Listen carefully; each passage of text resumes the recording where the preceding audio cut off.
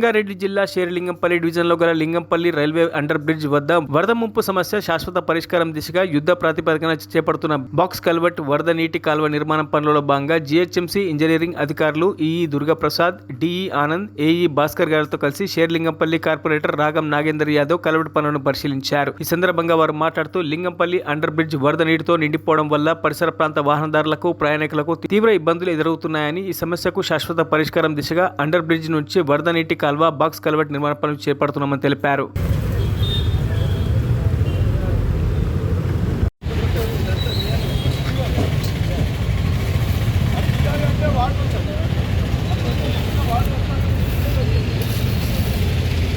మరిన్ని అప్డేట్స్ కోసం మా ఛానల్ని సబ్స్క్రైబ్ చేయండి.